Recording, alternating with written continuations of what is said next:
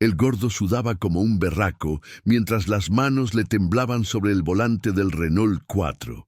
Los tres manes lo habían rodeado en plena esquina de Envigado, y el que tenía la navaja ya le había metido la punta justo debajo de la costilla. «Bájese, malparido, y pase las llaves, o lo dejo aquí mismo tirado», siseaba el flaco con los ojos inyectados, probablemente trabado con bazuco. El gordito de bigote tupido intentó mantener la voz calmada, casi paternal, como si estuviera hablando con muchachos perdidos y no con tres atracadores que le estaban midiendo el aceite. «Parceros, tranquilos, esto no tiene que terminar mal para ninguno. Yo les doy lo que quieran, pero déjenme hacer una llamada, solo una, y les juro que van a salir bien parados de esta vuelta». El que sostenía la navaja se rió con esa risa quebrada de los que ya no tienen nada que perder. ¿Una llamada? ¿Este man se cree muy berraco o qué? Aquí el único que va a quedar bien parado soy yo, con su carrito y su plata, gordito sapo. Los otros dos se miraron, nerviosos pero excitados por la adrenalina del atraco. Uno de ellos, un pelao de apenas 16 años con la camiseta rota, se acercó más. «Apúrese, man, que esto está muy caliente. La policía puede caer en cualquier momento». El gordo respiró hondo, el sudor corriéndole por las sienes, empapándole la camisa de algodón barata que usaba ese día. Volvió a intentar, su voz ahora más baja, más seria, con un tono que ninguno de los tres supo interpretar, pero que debió haberles helado la sangre. «Muchachos, de verdad, esto es un error muy grande. Yo sé que ustedes están en malas, que necesitan la plata, pero créanme que si me dejan hacer esa llamada, les va mejor. Mucho mejor que si siguen con esto». El flaco de la navaja lo miró con desprecio y le puso la hoja más profundo, apenas rasgándole la tela de la camisa. «¿Quién se cree que es gonorrea? ¿El presidente o qué? Que se baje ya o lo bajo yo de un tajo». El gordo cerró los ojos por un segundo, como resignándose a algo inevitable, y cuando los abrió, había algo diferente en ellos, algo que el flaco debió haber notado, pero no lo hizo, porque estaba muy metido en su papel de atracador bravo. «Está bien», dijo el gordito con un suspiro que sonaba a derrota, «pero después no digan que no les advertí». Se bajó lentamente del Renault con las manos en alto, el motor todavía encendido, y el pelao de la camiseta rota se montó de inmediato en el puesto del conductor, mientras el flaco seguía apuntándolo con la navaja. El tercer man, un tipo flaco y callado que no había dicho nada hasta ahora, comenzó a revisar los bolsillos del gordo con manos toscas, sacándole la billetera y un reloj barato. «Esto es todo lo que trae, muy poquita cosa para tanto show», gruñó el callado. El gordo solo los miraba, parado ahí en la acera polvorosa de esa esquina olvidada de Envigado, con esa expresión rara que ninguno supo leer, como si estuviera viendo algo que ellos no podían ver todavía, algo que se acercaba rápido y sin frenos. El flaco guardó la navaja y se dio vuelta para montarse en el carro. «Listo, parcero, nos fuimos, y si se le ocurre sapear a la Tombos, lo venimos a buscar y lo dejamos sin lengua». Arrancaron con un chirrido de llantas, dejando al gordo parado ahí solo, con las manos todavía en alto, viendo cómo su Renault se perdía calle abajo, levantando polvo. Pero no gritó, no corrió, no hizo nada. Solo se quedó ahí, inmóvil, y después de unos segundos metió la mano en el bolsillo interior del pantalón, ese que el callado no había revisado bien, y sacó una cajetilla de cigarrillos y un encendedor de oro macizo que valía más que el carro entero. Se encendió uno con calma, dio una pitada larga y caminó despacio hasta una tienda que estaba a media cuadra. El dueño, un señor de edad que conocía a todo el mundo en el barrio, lo vio entrar y palideció como si hubiera visto un fantasma. «Don Pablo, ¿qué pasó? ¿Está bien?», preguntó con voz temblorosa. El gordo sonrió apenas, una sonrisa pequeña y fría que no llegó a los ojos. Présteme su teléfono, don Hernán. Tengo que hacer una llamadita. El viejo corrió a pasarle el teléfono de disco que tenía detrás del mostrador, y el gordo marcó un número que sabía de memoria, con esos dedos gordos moviéndose con precisión sobre el disco. Sonó 2 veces antes de que alguien contestara. «Aló», dijo una voz al otro lado, grave y directa. «Gonzalo, habla el patrón. Acaban de quitarme el Renault aquí en Envigado. 3 pelaos. Uno flaco con navaja, otro joven de camiseta rota y un callado que no habla mucho. Se fueron hacia el norte hace como 2 minutos. Encuéntrelos». Hubo una pausa del otro lado, apenas un segundo de sorpresa contenida. «Entendido, patrón. ¿Está herido?» «No, estoy bien, pero quiero que los encuentren hoy mismo y me los traigan. Vivos. Yo quiero hablar con ellos». «Como ordene». Colgó y le devolvió el teléfono a don Hernán, que seguía blanco como un papel. «Tranquilo, don Hernán. Esto ya está solucionado. ¿Me regala una gaseosa?» El viejo le sirvió un apostobón de la nevera con manos que le temblaban tanto que casi se le cae la botella. Pablo se la tomó despacio, recostado contra el mostrador, mirando por la ventana hacia la calle vacía, todavía con el cigarrillo humeando entre los dedos. A 20 cuadras de ahí, el Renault 4 zigzagueaba por las calles con los 3 atracadores celebrando como si hubieran ganado la lotería. El flaco de la navaja iba en el puesto del copiloto gritando de emoción. El pelao de la camiseta rota manejaba riéndose como un desquiciado, y el callado en el asiento de atrás revisaba la billetera del gordo. «Aquí apenas hay como 20,000 pesos. ¡Qué tan pichurria!», se quejó el callado. «No importa, parce, lo importante es el carro. Esto lo vendemos mañana y ya tenemos para comer toda la semana», dijo el flaco. Doblaron por una calle estrecha y oscura, buscando un lugar donde esconder el vehículo hasta que pudieran venderlo a algún desarmadero. Pero al final de esa calle había algo que no esperaban. 3 camionetas negras bloqueaban el paso, y de ellas bajaron como 10 hombres armados con escopetas y pistolas, todos vestidos de civil, pero con esa actitud militar que dejaba claro que no eran tombos comunes. El pelao frenó en seco y el Renault se quedó ahí, con el motor temblando. «¿Qué es esto, parcero?», susurró el callado desde atrás, y su voz por primera vez mostraba miedo real. El flaco tragó grueso y miró a los lados buscando una salida, pero no había ninguna. Los hombres se acercaron despacio, con las armas apuntándoles directo a la cabeza, y uno de ellos, un tipo alto con gafas oscuras y una 9 milímetros en la mano, golpeó la ventana del conductor con el cañón. «Bájense, malparidos, ya».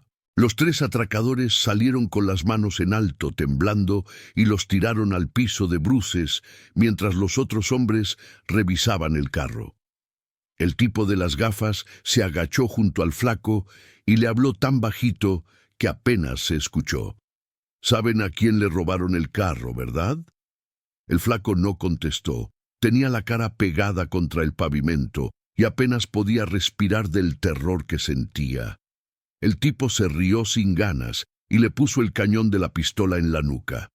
«Le robaron al patrón, pelaos tarados, a Pablo Escobar, y él quiere verlos, vivos. Pero créanme que hubiera sido mejor para ustedes que yo los dejara aquí mismo tirados y le dijera que no los encontré».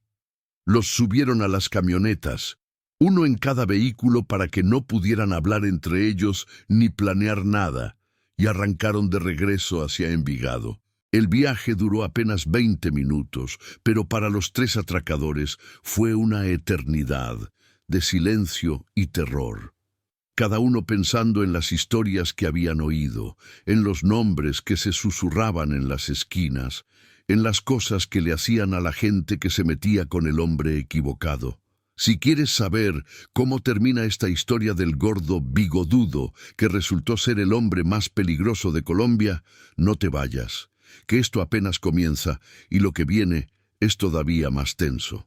2 meses antes de ese día en que Pablo Escobar terminó con una navaja en las costillas y sin su Renault, el flaco de la navaja se llamaba John Jairo, pero todos le decían el flaco o simplemente flaco, y vivía en una casa de bareque en la ladera de la comuna nororiental de Medellín, con su mamá enferma y sus 3 hermanos menores. El flaco no era un man malo de nacimiento, de esos que salen torcidos desde la cuna, sino uno de esos pelaos que la vida fue empujando poco a poco hacia el precipicio sin darle muchas opciones. Tenía 22 años y había intentado trabajar de mensajero, de ayudante de construcción, de lo que fuera, pero la plata nunca alcanzaba y su mamá necesitaba medicinas que costaban más de lo que él ganaba en un mes entero, camellándola desde que salía el sol hasta que se escondía. La ciudad en esos años 80 era una olla de presión lista para explotar, con la plata del narcotráfico encharcando las calles, pero sin llegar a los barrios altos, donde los pelaos como el flaco se mataban por conseguir para el diario. Un día de esos, en que la desesperación pesa más que la conciencia, el flaco estaba sentado en una esquina de su barrio, fumándose un cigarrillo triste cuando llegó el pelao, ese chino de 16 años, con la camiseta siempre rota, que vivía 2 cuadras más arriba. «¿Qué más, flaco? ¿Cómo va esa vuelta?», le dijo el pelao, sentándose a su lado en el sardinel. El flaco ni lo miró. Tenía la mirada perdida en el pavimento rajado. «Ahí vamos mal, hermano, muy mal. Mi vieja necesita unos remedios y yo no tengo ni para el bus». El pelao se quedó callado un momento, como pensando si decir algo o no, y después se decidió. «Mire, parce, yo conozco una vuelta para hacer plata rápida. No es nada del otro mundo. Solo asustar a unos manes que tienen carro y quitárselos. Los vendemos y nos repartimos la plata. Fácil y rápido». El flaco lo miró por primera vez, con esos ojos hundidos que ya mostraban el cansancio de alguien que había peleado demasiado contra la vida. «Eso es atracar, parcero. Eso es delito». «¿Y qué más da, flaco? Aquí todos estamos en delito solo por haber nacido pobres. Esos manes con carro tienen plata de sobra. No les va a doler perder un carrito. Y nosotros sí necesitamos esa platica, berraco». El flaco dio otra pitada larga a su cigarrillo, sintiendo cómo la desesperación le apretaba el pecho como una mano invisible. Pensó en su mamá tosiendo sangre en esa cama destartalada, en sus hermanos con hambre, en las cuentas que se acumulaban como una montaña imposible de escalar. «¿Y cómo sería esa vuelta?», preguntó sin mirarlo, como si al no mirarlo pudiera negar que estaba considerando la idea. «Fácil, hermano. Yo tengo un parcero, el Callado. Ese man no habla casi, pero es recio para estas vueltas. Entre los 3 nos paramos en una esquina cuando vemos un carro bueno y lo hacemos. Yo consigo una navaja para asustar al man y listo. 2 o 3 carritos y cada uno tiene para salir de pobres un rato». El flaco tiró el cigarrillo al suelo y lo apagó con el pie, despacio, como aplastando también la última parte de su conciencia que le gritaba que no lo hiciera. «Está bien, pero solo una vez para sacar a mi mamá de ese hueco. Después me salgo». El pelao sonrió. Esa sonrisa de pelao que todavía no entiende las consecuencias de las decisiones que toma. «Hecho, hermano, solo una vuelta y quedamos». Pasaron 3 días planeando, juntándose en esquinas oscuras para hablar bajito sobre cómo iban a hacer la vuelta, qué señales iban a usar, cómo iban a escapar. El Callado resultó ser un man de como 27 años, flaco y serio, que según el pelao ya había hecho varias de estas vueltas y sabía cómo manejar las cosas. Apenas hablaba, pero cuando lo hacía era directo y sin rodeos. La clave es escoger bien al man, que no sea muy berraco ni muy gallina. Si es muy berraco nos puede dar pelea. Si es muy gallina puede gritar y armar un escándalo. Busquen a alguien que se vea normal, con un carro normal, nada muy llamativo. El primer atraco lo hicieron en una tarde lluviosa, en una esquina de Laureles, donde el tráfico era lento y había poca gente. Pararon a un señor de mediana edad en un Renault 9, y el flaco sacó la navaja con las manos, temblándole tanto que casi se le cae. El señor se asustó tanto que ni siquiera intentó resistirse. Les dio las llaves y se bajó corriendo sin mirar atrás. Se fueron con el carro, lo escondieron en un lote baldío y al día siguiente lo vendieron a un contacto de El Callado por 300,000 pesos que repartieron en partes iguales. El flaco se fue corriendo a comprar las medicinas de su mamá, sintiendo una mezcla rara de alivio y asco consigo mismo. Esa noche no pudo dormir, veía la cara del señor aterrado cada vez que cerraba los ojos. Pero al día siguiente, su mamá estaba mejor, respirando sin tanto esfuerzo, y eso le pareció que justificaba todo.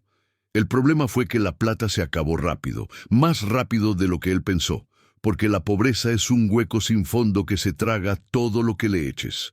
Las medicinas duraron 2 semanas, las cuentas seguían llegando, sus hermanos seguían con hambre, y el pelao volvió a aparecer con otra vuelta planeada.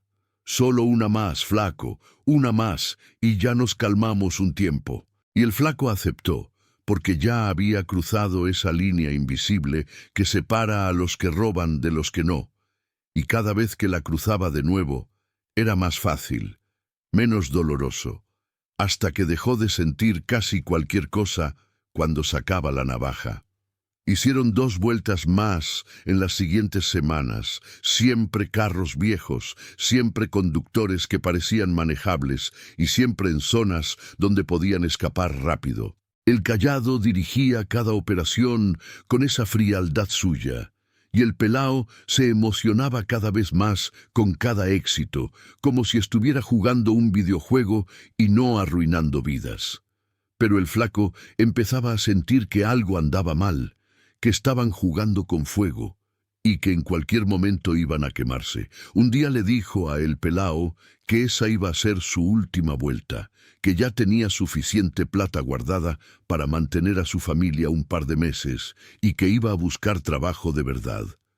El pelao se rió. «Claro que sí, hermano, la última, como siempre dices». Y fue verdad que esa iba a ser la última, pero no por las razones que el flaco pensaba. La tarde en que decidieron robar el Renault 4 en Envigado empezó como cualquier otra. El Callado había visto el carro estacionado cerca de una tienda con un gordo bigodudo adentro fumando tranquilo y les hizo la seña. «Ese man se ve fácil y el carro, aunque viejo, está en buen estado, rápido y sin problemas». Se acercaron con la confianza que da la práctica, rodearon el carro, y el flaco sacó la navaja con ese movimiento que ya tenía automatizado. Pero desde el principio algo se sintió diferente. El gordo no se asustó como los otros, no gritó ni tembló, solo los miró con esos ojos pequeños y oscuros que parecían estar evaluándolos, pesándolos, encontrándolos demasiado livianos. Cuando el flaco le puso la navaja en las costillas, el gordo ni siquiera se inmutó. Solo empezó a hablar con esa voz calmada que pedía hacer una llamada. El flaco se enojó porque no le gustaba que las víctimas le hablaran así, como si él fuera el que estaba en problemas, y no al revés. Le puso más presión a la navaja y le dijo que se callara, pero el gordo siguió insistiendo con esa calma rara que debió haberle hecho sospechar que algo no cuadraba. Cuando el gordo se bajó del carro y los dejó irse con esa mirada extraña, el flaco sintió un escalofrío que no supo interpretar, como cuando uno pasa por un cementerio de noche y siente que algo lo está mirando desde las sombras. Pero la euforia del robo exitoso lo distrajo y se montaron en el Renault celebrando como siempre hacían. Manejaron rápido hacia el norte, buscando el lote baldío donde siempre escondían los carros, riéndose y contando ya la plata que iban a sacar, sin imaginar que en ese mismo momento el gordo estaba en una tienda haciendo esa llamada que les había advertido que iba a hacer. Cuando doblaron por esa calle estrecha y vieron las camionetas negras bloqueando el paso, El flaco supo de inmediato que se habían metido en un problema del tamaño de una montaña. No sabía todavía quién era el gordo bigodudo, pero el despliegue de hombres armados y la forma en que los trataron le dejó claro que habían tocado algo muy grande y muy peligroso. El tipo de las gafas oscuras que le puso la pistola en la nuca y le dijo que le habían robado a Pablo Escobar hizo que el flaco sintiera como el alma se le salía del cuerpo. Había oído ese nombre miles de veces.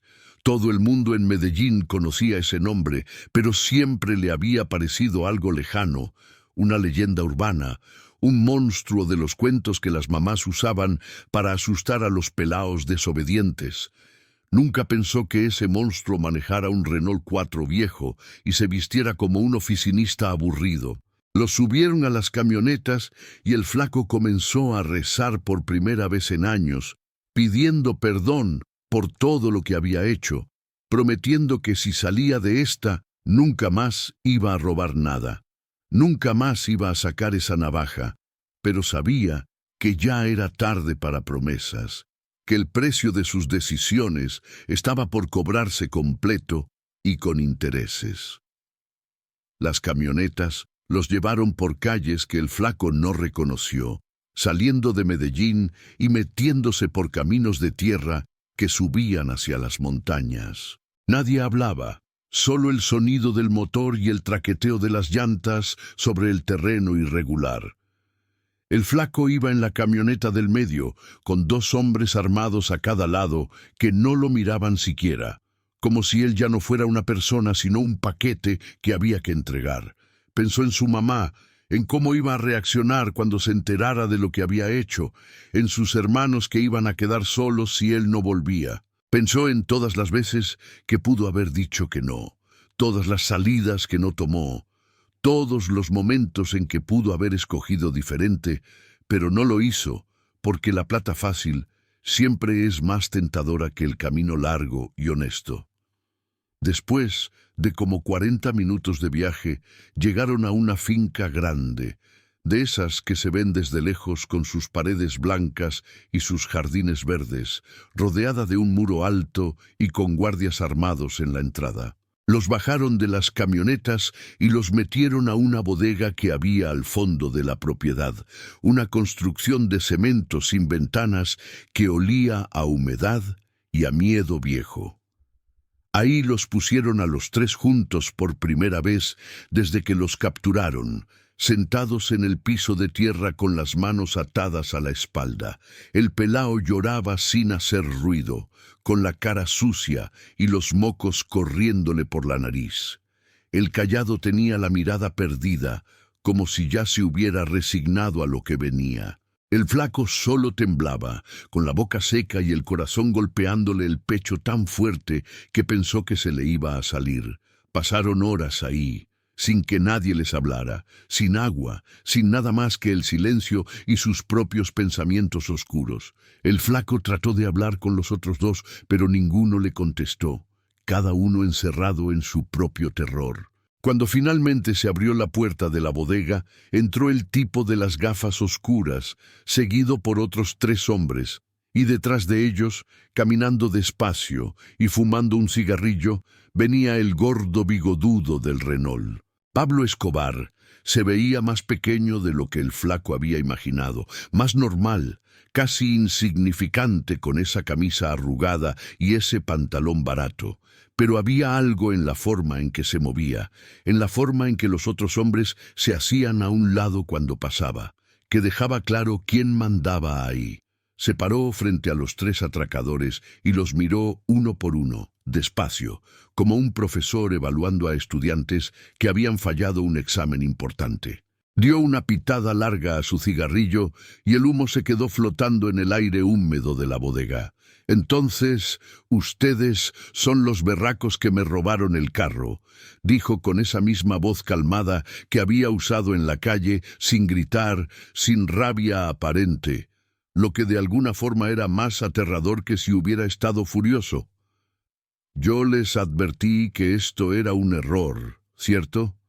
Les dije que me dejaran hacer una llamada y que les iba a ir mejor. Pero ustedes decidieron que no, que ustedes eran muy bravos, que un gordo como yo no merecía respeto. El flaco intentó hablar, pero tenía la garganta tan cerrada que no le salió nada más que un sonido ahogado. Pablo lo miró directo a los ojos. «Usted es el de la navaja, ¿cierto? El que me la puso en las costillas». El flaco asintió apenas, sin poder sostenerle la mirada. «¿Y sabe qué es lo peor de todo esto?», continuó Pablo dando otra pitada. «Lo peor no es que me robaran el carro. Ese carro vale una gonorrea. Yo puedo comprar 1000 carros como ese sin pensarlo 2 veces. Lo peor es la falta de respeto. Ustedes me vieron y pensaron que yo era un man fácil, un gordito sapo al que podían atracar sin consecuencias. Y eso no lo puedo dejar pasar, porque si lo dejo pasar con ustedes, mañana cualquier otro pelao va a pensar que Pablo Escobar es un man al que se le puede faltar al respeto». Se acercó más, tanto que el flaco pudo oler el tabaco en su aliento. «Ahora yo podría hacer muchas cosas con ustedes, cosas que me han pedido que haga, cosas que otros en mi posición harían sin pensarlo. Pero yo no soy un monstruo. Yo también fui un pelao pobre que necesitaba plata». Hizo una pausa y tiró el cigarrillo al piso, aplastándolo con el zapato. «Así que les voy a dar una lección diferente, una que espero que recuerden el resto de sus vidas». Pablo chasqueó los dedos y 2 de los hombres armados salieron de la bodega, regresando minutos después con 3 palas viejas y oxidadas que tiraron al piso frente a los atracadores. «Los vamos a desatar», dijo Pablo con esa misma calma terrible, «y ustedes van a cavar. Van a cavar 3 huecos grandes, bien profundos, de 2 metros por 1 y bien hondos, y mientras cavan, van a pensar en lo que hicieron y en lo que pudo haber pasado si yo fuera un hombre diferente». Les quitaron las amarras de las manos, y los 3 atracadores se quedaron ahí frotándose las muñecas adoloridas, sin entender bien qué estaba pasando. El tipo de las gafas oscuras los empujó hacia las palas. «¿Qué esperan? Agarren esas herramientas y empiecen a cavar o les va peor». El flaco agarró una pala con manos que todavía le temblaban y miró el piso de tierra de la bodega sin saber dónde empezar. «Ahí mismo», le dijo uno de los guardias señalando un punto, «y más les vale que caben parejo porque si no les toca volver a empezar». Los 3 comenzaron a cavar bajo la mirada de Pablo, que se había sentado en una silla que alguien le trajo, y se encendió otro cigarrillo. El trabajo era duro, la tierra estaba compacta y cada palada costaba un esfuerzo enorme. El pelao lloraba mientras cavaba, con el cuerpo sacudiéndose por los sollozos que no podía contener. El cayado cavaba mecánicamente como un robot, sin mostrar nada en la cara. El flaco cavaba pensando que estaban cavando sus propias tumbas, que todo esto era una forma cruel de hacerlos participar en su propia ejecución. Después de 1 hora tenían las manos llenas de ampollas y apenas habían cavado como medio metro de profundidad. Pablo los miraba fumar en silencio, sin decir nada, dejando que el miedo y el cansancio hicieran el trabajo por él. De vez en cuando, uno de los guardias les gritaba que cavaran más rápido, que más profundo, que más parejo, y ellos obedecían porque no tenían otra opción. El flaco sentía cómo cada palada le arrancaba un pedazo de dignidad. Cada metro cuadrado de tierra removida era como un metro cuadrado de su orgullo siendo enterrado. Pasaron 3 horas, después 4, y los huecos empezaban a tomar forma. 3 rectángulos oscuros en el piso de la bodega que efectivamente parecían tumbas. Cuando finalmente Pablo consideró que ya era suficiente, les dijo que pararan. Los 3 dejaron caer las palas y se quedaron ahí jadeando, cubiertos de tierra y sudor, con las manos sangrando. Pablo se levantó de la silla y se acercó a los huecos, mirándolos con esa expresión que no revelaba nada. Bien, dijo finalmente. Ahora métanse adentro, uno en cada hueco. Acuéstense. El pelao empezó a gritar, a rogar, diciendo que no, que por favor, que lo que quisieran, pero eso no. Uno de los guardias le dio un golpe en la nuca que lo cayó de inmediato. Hagan lo que les dice el patrón o los metemos a los golpes. El flaco bajó temblando a su hueco y se acostó mirando hacia arriba, viendo las vigas del techo de la bodega y las caras de los hombres armados que los rodeaban. El pelao y el callado hicieron lo mismo, cada uno en su hueco, acostados como cadáveres en sus ataúdes. Pablo se paró al borde del hueco del flaco y lo miró desde arriba. ¿Sabe qué se siente estar acostado ahí?, le preguntó sin esperar respuesta. Se siente como debe sentirse estar muerto y enterrado, ¿cierto? Pues esa sensación que tienen ahora, ese miedo, esa impotencia, eso es lo que yo sentí cuando ustedes me pusieron la navaja en las costillas. Ese es el respeto que ustedes me quitaron, y quiero que nunca lo olviden. Hizo una señal, y los guardias comenzaron a echar tierra sobre ellos. No mucha, solo unas paladas que les cubrieron las piernas y parte del torso, dejándoles la cabeza y los brazos afuera para que pudieran respirar. El pelao gritaba y forcejeaba, pero la tierra lo tenía medio atrapado y no podía moverse mucho. El callado solo cerraba los ojos con fuerza. El flaco sentía el peso de la tierra sobre su cuerpo como el peso de todos sus errores, de todas sus malas decisiones, aplastándolo lento pero seguro. Se quedaron así como 20 minutos, enterrados vivos hasta el pecho, sintiendo cómo la tierra fría les chupaba el calor del cuerpo, cómo la humedad se les metía en la ropa, cómo el miedo les convertía las entrañas en agua. Y entonces Pablo dio otra señal, y los guardias los sacaron de los huecos, jalándolos por los brazos, tirándolos al piso donde se quedaron tosiendo y escupiendo tierra. Pablo se agachó junto a el flaco y le habló muy bajito, solo para él. Esta es su única advertencia. Si vuelvo a saber que usted o cualquiera de sus amigos está robando, especialmente en mis territorios, no voy a ser tan generoso. ¿Entiende? El flaco asintió desesperado, con lágrimas mezcladas con la tierra en su cara. Sí, señor, nunca más, se lo juro por mi madre. Pablo se levantó y les dio la espalda caminando hacia la salida. Llévenlos de regreso a sus casas, le dijo al tipo de las gafas, y que todo el mundo en sus barrios sepa lo que pasó, que sepan que el gordo bigodudo al que intentaron robar era yo, y que por pura misericordia están vivos, que la noticia corra. Los subieron de nuevo a las camionetas, esta vez sin amarrarlos, pero todavía rodeados de hombres armados, y los llevaron de regreso a Medellín.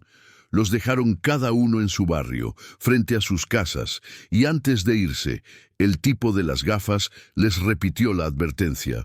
Si volvemos a saber de ustedes robando, especialmente en Envigado, los vamos a buscar, y esta vez no van a cavar su propia tumba, la van a ocupar.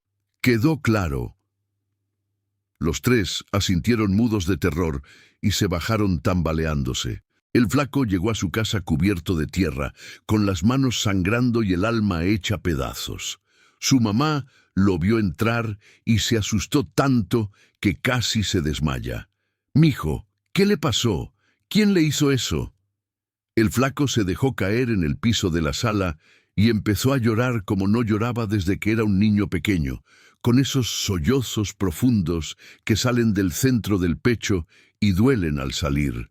Le contó todo a su mamá, todo lo que había estado haciendo, todo lo que había pasado, todo el terror de esas horas pensando que iba a morir enterrado vivo.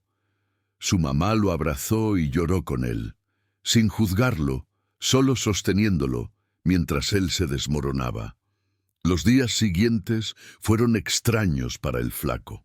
La noticia de lo que les había pasado corrió por el barrio como pólvora, y todo el mundo lo miraba diferente ahora.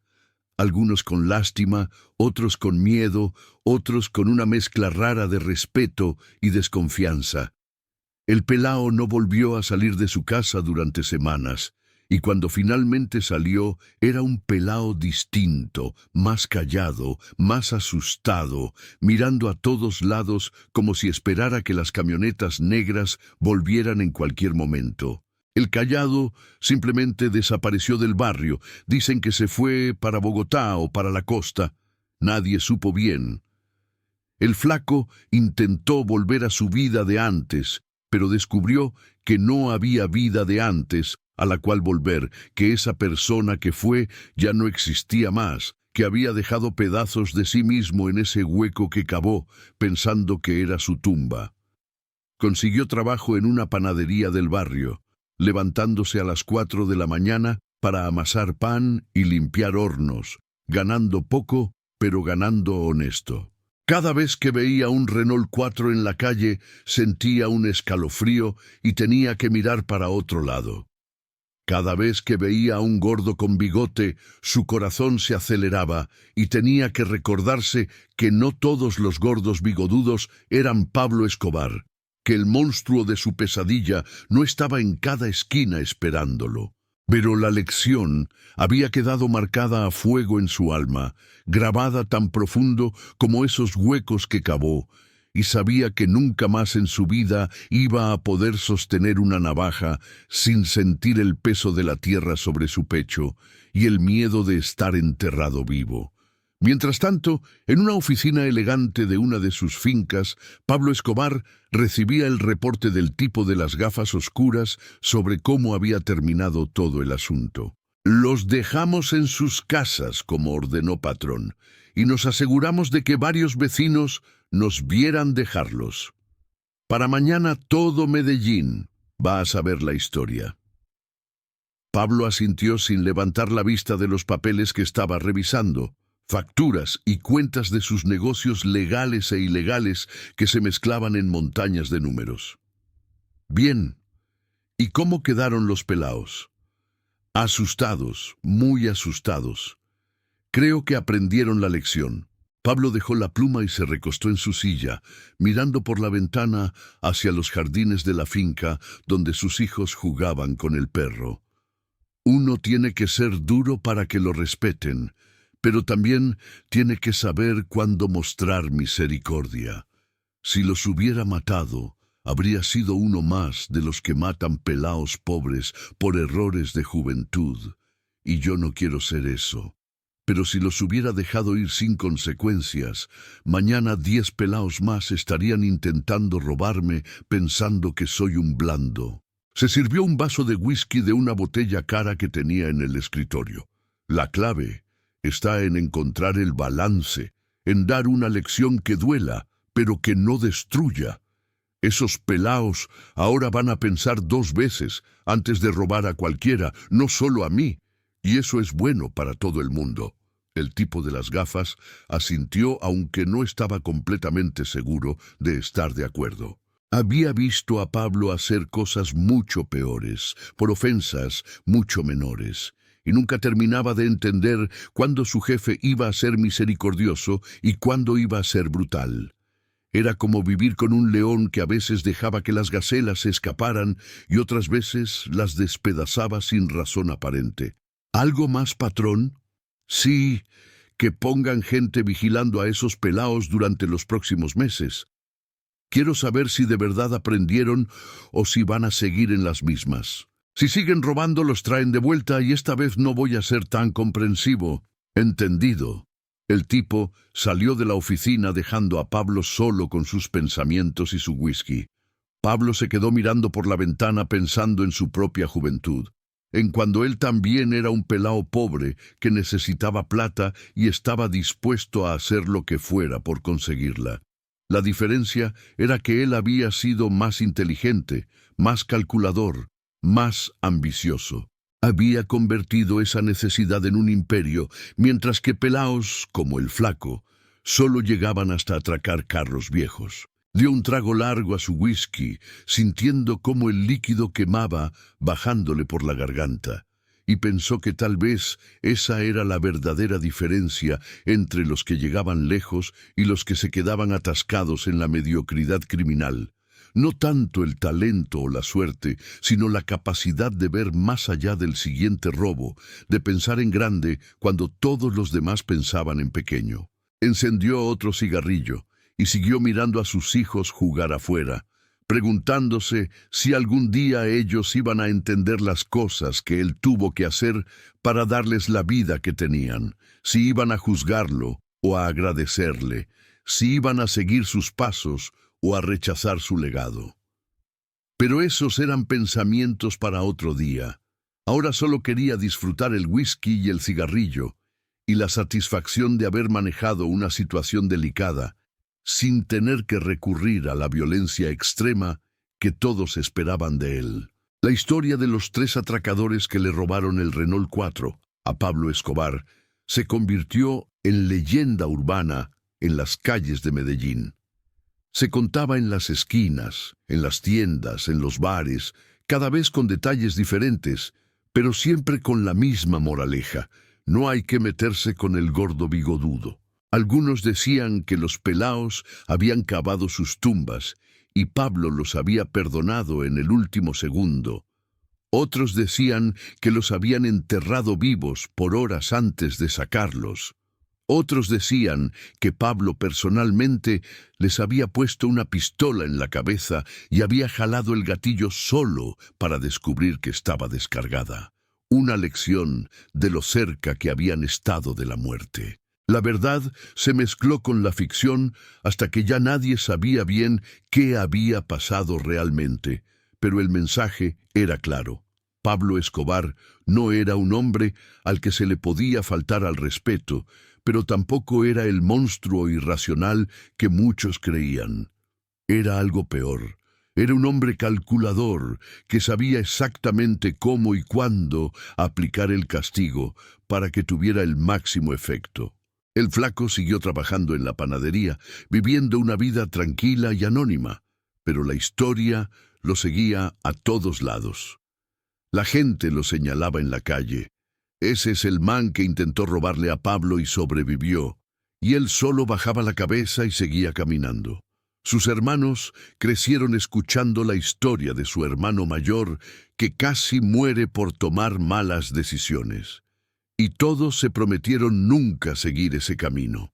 Su mamá se mejoró con las medicinas que él compró con plata honesta del trabajo en la panadería y cada noche rezaba agradeciendo que su hijo hubiera tenido una segunda oportunidad que muchos no tenían. El pelao eventualmente se recuperó del trauma, pero nunca volvió a ser el mismo pelao alegre y despreocupado de antes. Consiguió trabajo en un taller mecánico y se pasaba los días con las manos llenas de grasa y la mente llena de memorias que no lo dejaban dormir bien. Se casó joven con una vecina del barrio y tuvo 2 hijos a los que crió con mano dura, siempre recordándoles que un error puede costar más de lo que uno está dispuesto a pagar. Del callado nunca más se supo. Algunos dijeron que se había ido a trabajar en los cultivos de coca en el sur, otros que había muerto en alguna vuelta que salió mal, otros que simplemente había dejado la ciudad buscando empezar de nuevo donde nadie conociera su historia.